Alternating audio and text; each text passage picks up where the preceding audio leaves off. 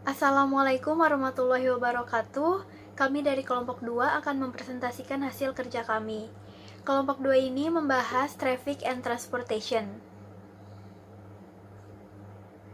Sebelumnya saya akan mengenalkan teman-teman saya. Yang pertama ada Maira, yang kedua ada Erni, yang ketiga ada Dian Ratnasari, yang keempat ada Tarisa Ramia, yang kelima ada Yusuf Gunawan, yang keenam ada Yani Fitriani, yang ketujuh ada Desi Suci Anggraeni, yang kedelapan ada Intan Rahmasari, yang kesembilan ada saya yaitu Amara Syafira, dan yang kesepuluh ada Vanessa Maharani Putri. Assalamualaikum warahmatullahi wabarakatuh. Nama saya Maira Ajeng Fahrani dengan NIM belakang 106. Saya dari kelompok 2 akan menjelaskan tentang definisi trafik dan transportasi.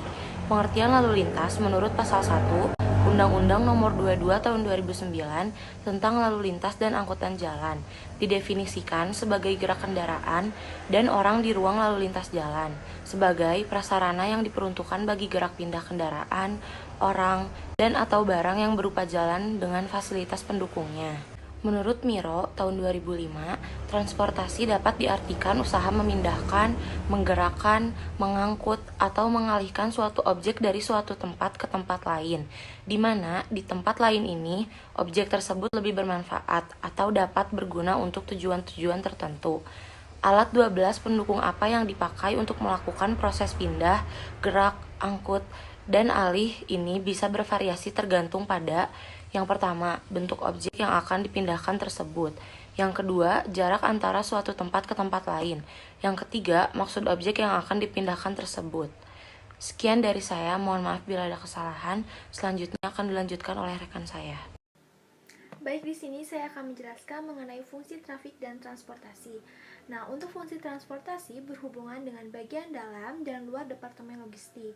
Yang pertama ada dengan bagian finansial atau biaya pengiriman, yang kedua ada pengemasan transportasi peralatan, yang ketiga ada manajemen persediaan atau bahan baku, komponen, dan gudang jadi, yang keempat ada hukum atau kontrak pemilihan supplier, yang kelima ada marketing, yaitu standar pelayanan pelanggan. Yang keenam ada klaim dokumentasi, dan yang terakhir ada pergudangan, yaitu suplai peralatan dan penjadwalan. Baik, jurnal acuan dari kelompok 2 yaitu dengan judul Application of Gravity Model for Truth Analysis in Transportation and Traffic Engineering for Owerri Metropolis, Nigeria dengan tahun terbit 2021 dengan penulis Obi Lawrence dengan fenomena atau masalah. Jurnal tersebut adalah analisis permintaan transportasi sangat penting dalam pembangunan berkelanjutan sistem transportasi. Analisis data keniscayaanlah yang mendorong lahirnya konsepsi penelitian ini. Penelitian ini difokuskan pada analisis bangkitnya perjalanan dan daya tarik perjalanan yang dilakukan di kota metropolitan Owerri. Sekian dari saya, selanjutnya akan dilanjutkan oleh rekan saya. Terima kasih. Saya Dian Ratnasari dengan NIM belakang 109. Di sini saya akan menjelaskan lanjutan mengenai jurnal acuan yang kita gunakan, di mana judulnya tadi sudah disebutkan, yaitu Application of Gravity Model for Traffic Analysis in Transportation and Traffic Engineering for Owerri Metropolis, Nigeria. Yang pertama saya akan menjelaskan mengenai tujuan. Apa sih tujuan dari jurnal acuan yang kita pilih? Tujuannya yaitu proses dalam sistem transportasi harus disesuaikan untuk menghasilkan layanan berkualitas tinggi, harga yang terjangkau, dan juga kepuasan permintaan konsumen. Kelangsungan hidup sistem hanya dapat dijamin ketika orang, barang, dan jasa memiliki mobilitas dan aksesibilitas tanpa hambatan. Transportasi ketika dimasukkan ke dalam keadaan yang layak akan meningkatkan kualitas hidup. Hal ini hanya mungkin terjadi ketika batas-batas transportasi diperluas untuk mencakup analisis data, teknologi baru, dan perubahan pilihan perjalanan. Lalu untuk ringkasan kerangka pemikirannya sendiri, yaitu transportasi merupakan kunci perkembangan ekonomi setiap kota. Transportasi adalah perpindahan orang, barang, dan jasa dari satu titik ke titik lain. Sistem transportasi yang memiliki semua bahan penting yang membuat pergerakan menjadi mudah dan terjangkau sehingga dianggap ideal. Untuk penjelasan berikutnya mengenai metode apa sih yang digunakan dalam jurnal acuan ini. Metode yang digunakan pada jurnal acuan ini yaitu metode penelitian survei desain dan penerapan metode gravitasi. Ada dua pendekatan utama untuk analisis data transportasi dan mereka termasuk analisis data kualitatif dan data kuantitatif. Di mana analisis data kualitatif sendiri merupakan pendekatan yang dirancang untuk menjawab pertanyaan mengapa, apa, atau bagaimana. Sedangkan pendekatan kuantitatif sendiri yaitu melakukan analisisnya berdasarkan pengukuran dalam hal informasi numerik. Selanjutnya mengenai sampel dan populasi. Untuk sampel dan populasi sendiri yaitu menggunakan daerah studi adalah Awari Imo State, Nigeria dengan kapasitas area 58 km persegi dan memiliki populasi 127.213 menurut sensus pada tahun 2006. Terima kasih, selanjutnya akan dijelaskan oleh rekan saya. Nama saya Tarisa Ramiadini Ridwan dengan NIM 5119110. Di sini saya akan menjelaskan tabel acuan nomor 1, Jurnal Penelitian Fuji Logic System for Transportation Engineering, the Stage of the Art. Persamaannya, jurnal acuan dan jurnal pembanding sama-sama menjelaskan tentang proses lalu lintas dan transportasi yang kompleks. Perbedaannya, pada jurnal acuan menjelaskan tentang bagaimana zona perjalanan untuk mengirim barang.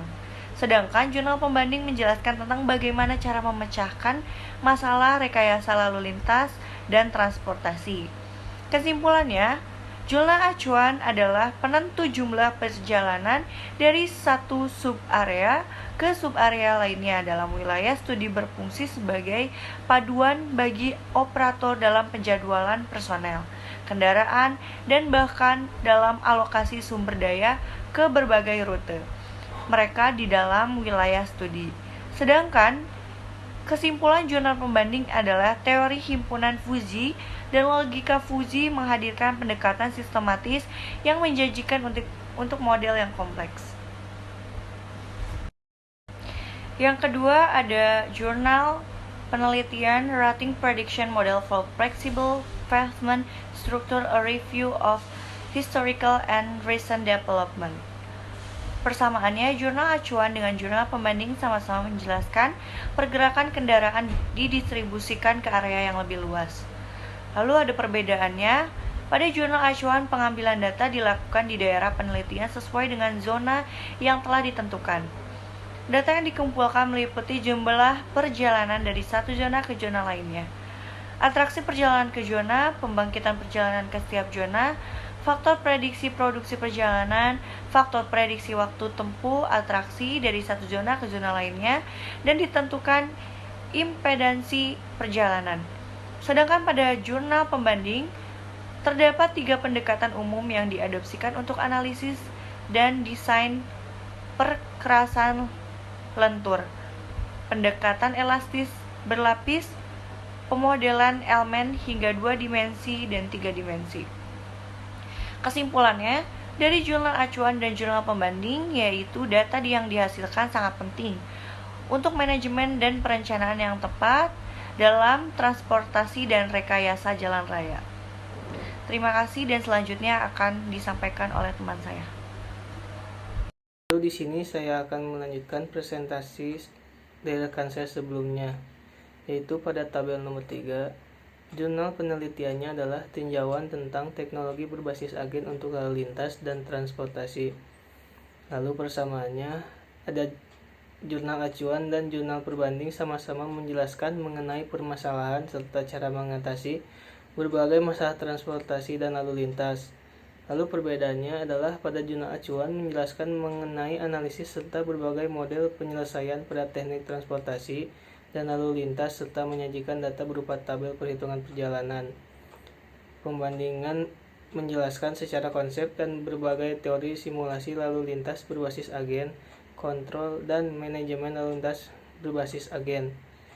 Jadi kesimpulannya, pada jurnal acuan dan jurnal perbanding yaitu rekayasa lalu lintas dan transportasi saat ini membutuhkan solusi untuk meningkatkan standar serta kualitas operasi pergerakan orang terhadap lalu lintas dan transportasi, dan untuk mewujudkan dibutuhkan berbagai analisis teknik transportasi dan lalu lintas dengan menggunakan berbagai model perilaku perjalanan, serta dibutuhkan juga teknologi informasi dan rekayasa kembali untuk mendukung pelaksanaan kegiatannya. Sekian dari saya, selanjutnya akan dilanjutkan oleh rekan saya. Lalu yang keempat, judul jurnal penelitian, yaitu The Impact of Project-Based Learning on Importing Student Learning Outcomes of Sustainability Concept in Transportation Engineering Course. Penulis oleh Elham Hafini, Faisal Awadallah, Mahor M. Farats, and Tahir Abu Lebdeh pada tahun 2018. Persamaan pada kedua jurnal tersebut, yaitu jurnal acuan dan jurnal pembanding, sama-sama menjelaskan teknik peningkatan transportasi dengan efektif dan efisien secara signifikan. Lalu, perbedaan pada kedua jurnal, yaitu pada jurnal acuan menjelaskan tentang penggunaan model infrastruktur jaringan transportasi dan algoritma yang mengacu pada dimensi spasial dan temporal perkotaan di masa depan. Sedangkan pada jurnal pembanding mengacu pada kursus desain transportasi yang telah dilakukan dalam analisis lalu lintas dengan mengumpulkan data lalu lintas dari berbagai sumber, pemodelan arus lalu lintas, jaringan, dan pengembangan algoritma untuk memprediksi keadaan lalu lintas dalam jangka pendek di masa depan. Jadi kesimpulan pada kedua jurnal, yaitu kesimpulan dari jurnal acuan dan jurnal pembanding, yaitu perlunya pengembangan teknik transportasi lalu lintas yang mempengaruhi kehidupan manusia di masa depan, di mana teknik tersebut terus berinovasi dalam berbagai aspek dalam perkembangan di wilayah tersebut. Lalu yang kelima, judul jurnal penelitian, yaitu Solving a Practical Pickup and Delivery Problem. Penulis oleh MWP Sovelberg M. Sol pada tahun 2015.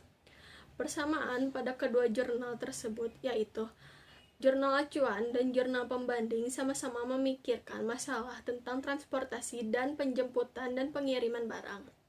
Sedangkan perbedaan kedua jurnal, yaitu pada jurnal acuan menjelaskan tentang bagaimana perjalanan untuk mengirimkan suatu barang, sedangkan jurnal pembanding lebih mengacu kepada keamanan barang untuk menghindari kemungkinan tanggung jawab asuransi dan tuntutan hukum. Karena kemungkinan kerusakan yang disebabkan oleh barang bongkar muat, pengiriman sering memperlakukan batasan bahwa pesanan tidak dapat diturunkan terlebih dahulu dan kemudian dimuat kembali untuk kenyamanan pembongkaran pemesanan lainnya. Kesimpulan dari kedua jurnal, yaitu jurnal acuan lebih mementingkan bagaimana dan berapa lama waktu perjalanan dalam pengiriman suatu barang, dan jurnal pembanding lebih memikirkan kenyamanan konsumen dalam menerima barang yang dikirim agar tidak terdapat kerusakan sedikit pun dan menyajikan masalah pengembalian dan penerimaan barang. Saya Desi Sucianggraini dengan NIM belakang 121. Selanjutnya, judul jurnal pembanding yang keenam, yaitu Effect of Urban Delivery Restriction on Traffic Movement. Persamaannya yaitu jurnal acuan dan jurnal pembanding sama-sama membahas tentang pergerakan lalu lintas serta kapasitas pengiriman barang ke perkotaan. Perbandingannya yaitu pada jurnal acuan menjelaskan tentang bagaimana sistem transportasi untuk pengiriman barang, sedangkan jurnal pembanding menjelaskan tentang pengurangan kapasitas barang untuk pengiriman ke perkotaan. Kesimpulan jurnal acuan adalah pengumpulan dan analisis data dalam sistem dan rekayasa transportasi, sedangkan kesimpulan pada jurnal pembanding menilai keseluruhan lalu lintas dan dampak lingkungan yang timbul karena pembatasan pengiriman pada suatu kota yang berdampak pada biaya transportasi yang akan diserap melalui rekayasa ulang sistem distribusinya. Selanjutnya, judul jurnal yang ketujuh, yaitu Perlindungan Konsumen Jasa Pengiriman Barang dalam hal terjadi keterlambatan pengiriman barang. Persamaannya yaitu, jurnal acuan dan jurnal pembanding sama-sama membahas tentang perjalanan transportasi dalam pengiriman barang. Perbedaannya yaitu, jurnal acuan menjelaskan tentang rekayasa sistem transportasi yang harus disesuaikan untuk menghasilkan layanan berkualitas tinggi, sedangkan jurnal pembanding menjelaskan tentang bentuk perlindungan konsumen terhadap keterlambatan barang jika ditinjau dari pelaku usaha, peran pemerintah, sampai pada tahap penyelesaian. Kesimpulan pada jurnal acuan yaitu, Pengumpulan dan analisis data sangat penting dalam teknik jalan raya dan transportasi. Rekayasa transportasi banyak berkaitan dengan peningkatan standar dan kualitas operasi pergerakan orang. Sedangkan, kesimpulan pada jurnal pembanding yaitu tanggung jawab pelaku usaha terhadap konsumen pengiriman barang yang mengalami kerugian dilakukan dengan cara memberikan ganti rugi sesuai dengan klasifikasi kerugiannya, berupa kehilangan barang, kerusakan barang, dan keterlambatan pengiriman barang. Sekian, selanjutnya akan dijelaskan oleh teman saya. Saya Intan Rahmasari, NIM belakang 125. Di sini saya akan menjelaskan tentang nomor 8 lanjutan Journal Analysis of the Potential for CBL Inland Waterways as an Alternative Transport Logistic Using AHP. Nah, jadi jurnal persamaannya itu yaitu jurnal acuan dan jurnal perbanding sama-sama menjelaskan tentang bagaimana pentingnya transportasi untuk pendistribusian barang dari titik asal ke titik konsumsi. Terus di sini juga ada jurnal perbedaannya. Jurnal acuan menggunakan metode data yang dikumpulkan meliputi jumlah perjalanan dari satu zona ke zona lainnya.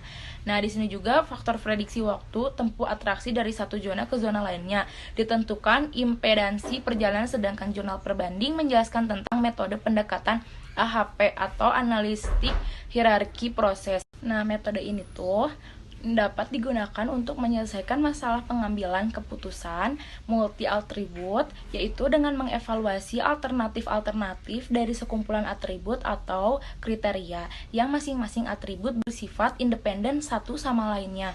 Terus di sini juga ada kesimpulannya. Jadi, kesimpulan pada jurnal acuan data yang dihasilkan sangat penting untuk manajemen dan perencanaan yang tepat dalam transportasi rekayasa jalan raya. Terus di sini juga ada jurnal pembanding. Sedangkan jurnal pembanding ini dikembangkan dan diprioritaskan untuk mempertimbangkan dalam menjadikan perairan pedalaman sebagai alternatif transportasi logistik. Dan di sini ada jurnal lanjutan nomor 9, yaitu tanggung jawab PT Pos Indonesia dalam layanan jasa mengirim barang yang mengalami keterlambatan, atau bisa disebut studi pada PT Pos Indonesia cabang Ubud. Nah, di sini juga ada persamaannya, yaitu jurnal acuan dan jurnal pembanding sama-sama melakukan analisis agar layanan dalam mengirim barang bisa lebih berjalan efektif dan efisien. Terus di sini juga ada perbedaannya. Dua jurnal tersebut yaitu jurnal acuan membahas tentang rekayasa lalu lintas dalam mengirim barang dengan penetapan model gravitasi dalam analisanya, sementara jurnal pembanding membahas tentang keterlambatan layanan pengiriman dan pencegahan terjadinya keterlambatan layanan pengiriman barang. Terus di sini juga, jadi di sini ada kesimpulannya. Berdasarkan perbandingan tersebut, lalu lintas dan transportasi sangat mempengaruhi layanan pengiriman barang. Untuk itu, kedua jurnal sama-sama meneliti bagaimana cara agar barang bisa sampai dengan tepat waktu. Nah, jurnal acuan itu membahas rekayasa lalu lintas yang dapat meningkatkan standar dan kualitas operasi pergerakan orang dengan metode penelitian survei dan penetapan metode gravitasi. Sementara di jurnal perbandingan itu membahas tentang pencegahan terjadinya keterlambatan, yaitu dengan 4 hal, yaitu collecting, processing, transporting, dan delivery. Nah, selanjutnya akan dilanjutkan oleh rekan saya. Saya Vanessa Maharani Putri dengan NIM akhir 136. Di sini saya akan melanjutkan apa yang telah rekan saya sampaikan. Nah, yang terakhir ini ada jurnal pembanding yang berjudul Penerapan Algoritma Floy Warsaw untuk menentukan jalur terpendek dalam pengiriman barang. Persamaan yang terdapat pada jurnal acuan dan jurnal pembanding ini yaitu sama-sama menjelaskan tentang bagaimana menentukan zona perjalanan untuk mengirimkan barang. Nah, perbedaannya dari kedua jurnal ini yaitu pada jurnal acuan menjelaskan tentang rekayasa transportasi yang menggunakan metode penelitian survei desain dan penerapan metode gravitasi. Sedangkan jurnal pembanding menjelaskan tentang bagaimana menentukan jalur terpendek yang menggunakan metode algoritma Floy Warsaw. Jadi kesimpulannya, pada jurnal acuan, rekayasa transportasi banyak berkaitan dengan peningkatan standar dan kualitas operasi pergerakan orang. Sedangkan pada jurnal pembanding, perancangan aplikasi data penentuan jalur terpendek merupakan salah satu cara kerja dalam pengantaran barang yang dapat menganalisis data rute terpendek dengan menggunakan algoritma Floy Warsaw. Sekian dari saya, selanjutnya akan dijelaskan oleh rekan saya. Selanjutnya ada kesimpulan, yaitu kebutuhan transportasi merupakan kebutuhan turunan atau derived demand akibat aktivitas ekonomi, sosial, dan sebagainya. Sarana transportasi yang ada di darat, laut, maupun udara memegang peranan vital dalam aspek sosial ekonomi melalui fungsi distribusi antara daerah satu dengan daerah yang lain. Kebanyakan dari negara maju menganggap pembangunan transportasi merupakan bagian yang integral dari pembangunan perekonomian. Ada baiknya pemerintah memperhatikan hal tersebut. Untuk pengangkutan domestik dan perdagangan internasional, ada pola tertentu yang digunakan untuk lalu lintas muatan atau barang. Arus barang dan lembaga penyalur komoditi yang dimanfaatkan dalam rangka pengiriman barang melalui pengangkutan perlu dianalisis mengenai lalu lintas muatan atau traffic. Sekian dari kelompok kami, kurang lebihnya mohon maaf. Wassalamualaikum warahmatullahi wabarakatuh.